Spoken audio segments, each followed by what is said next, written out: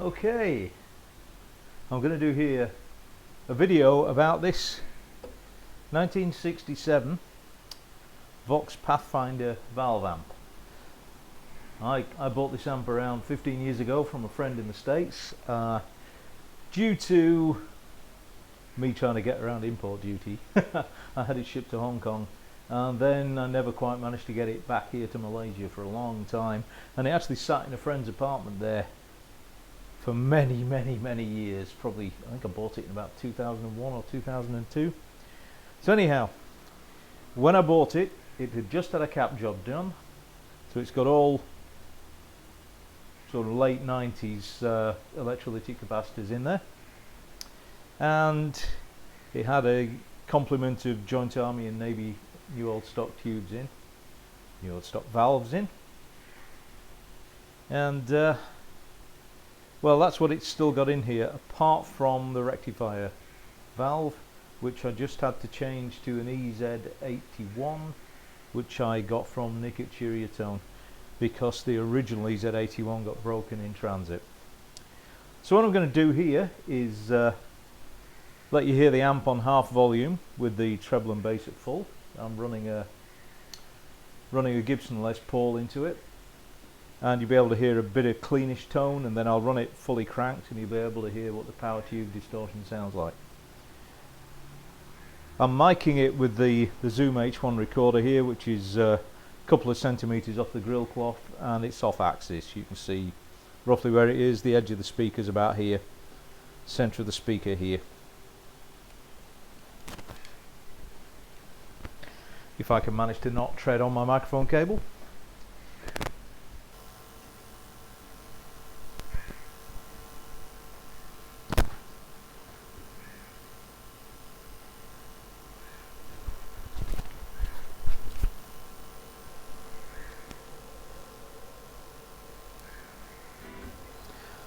So here's what the amplifier sounds like on half volume with the treble and bass on full.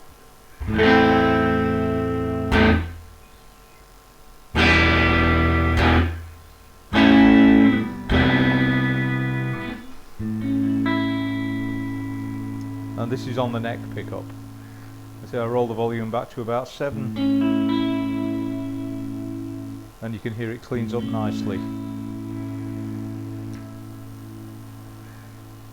And I'll do what they call setting the Les Paul. I put the volumes on about 7. This is on the bridge pickup.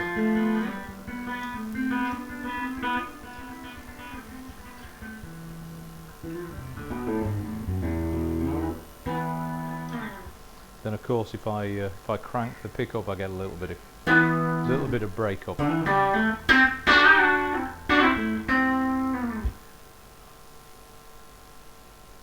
Now if I dime the volume on the amp, so I've gone from 3 to 6 on the volume there. This is with the guitar on full volume.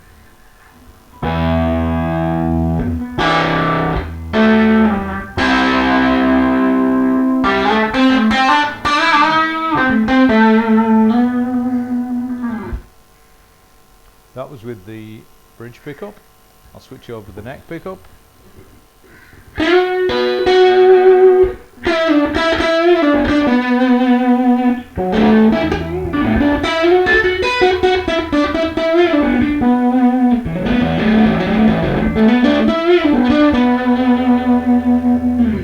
And again, if I roll back that volume a touch,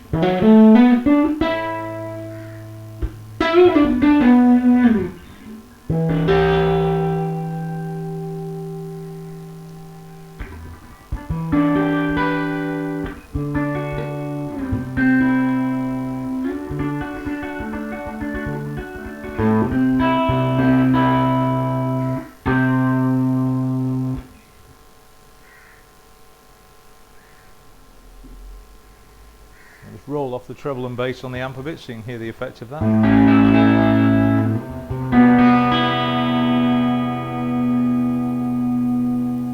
Again on the neck pickup.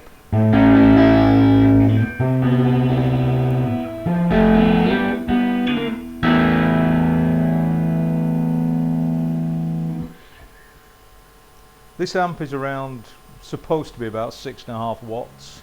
It uses a single cathode biased EL84 output valve and a single 12AX7 preamp valve.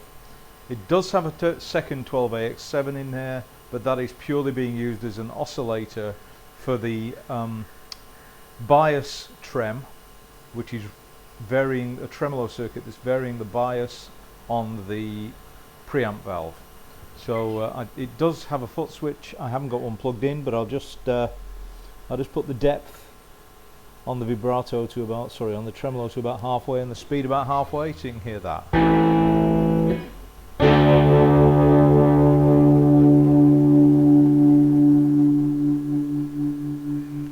I'll turn that depth up to full.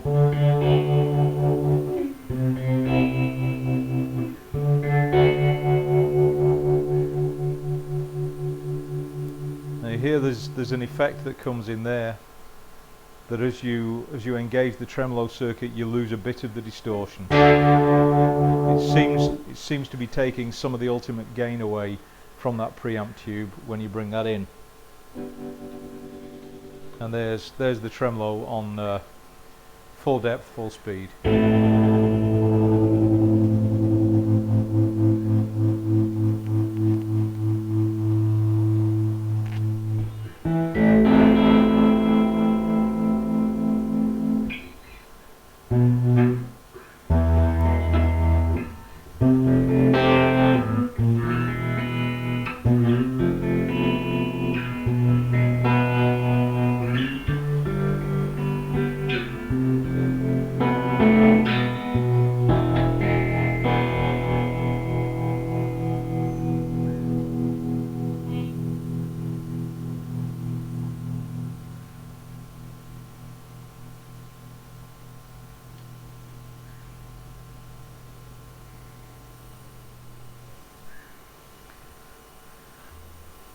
So there you have it, a 1967 Vox Pathfinder single-ended cathode biased EL84 tube amp. It runs through an 8-inch Jensen speaker, which is labelled as specially made for Vox. And as you can hear, there's a few cabinet rattles and things on here that need fixing. My guess from looking at this is that the rattles themselves are actually coming from the retaining clips on the rectifier and power valves, as those are sprung steel and they do seem to be rattling quite a bit, especially the rectifier, which the one on the rectifier valve, which is pulling the tube backwards slightly and resting against the power transformer. So I suspect that's rattling and has been for decades, because there's a significant wear mark on the side of the power transformer where that particular spring makes contact. Another thing, this amp doesn't currently have a bulb in the telltale for the power. That bulb broke in transit, and I'm going to have significant difficulty sourcing a new one locally here in Malaysia, because it's a 110 volt bulb that's got a bayonet fitting on a 1/4 inch shaft, and that's going to be hellish to get. I'm probably going to have to replace that with a 1/4 inch screw thread bulb mount, because those are the only ones we seem to be able to get locally here. The other thing about this amp, it's still got the original 2-prong cord on it, so there's no ground on this. Yet another thing I've got to address, as is the fact that it's still set up for a 110 volt power supply. So I'm currently running it off a very small step down transformer, because the voltage here is 240. As it's only a 6.5 watt amp, it doesn't have very high power requirements from the main supply, so I can get away with a very small transformer for this. But this is actually, I'm recording in an apartment here, and I'm running the amp absolutely cranked, and you know, you can get away with that. back up to full volume.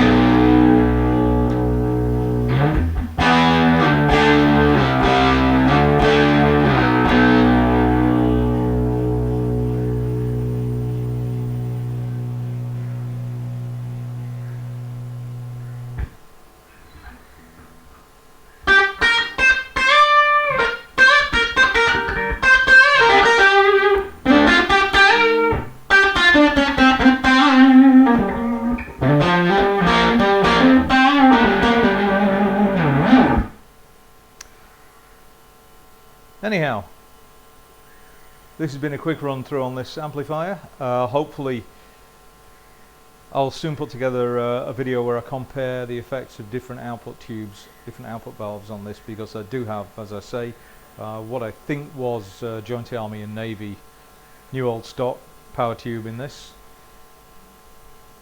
I have available here another 3 that I can try out. I've got a new old stock GE tube from the USA, which has got maybe you know, 40 or 50 hours of wear on it when I used it in a different amp a few years ago.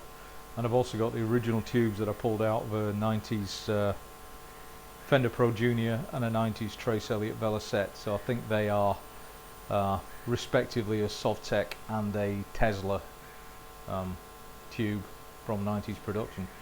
I have tried these tubes in this amp previously, and I did notice some differences. They weren't enormous differences. There was a slight variation in the amount of output volume that I perceived and measured on a sound pressure level meter.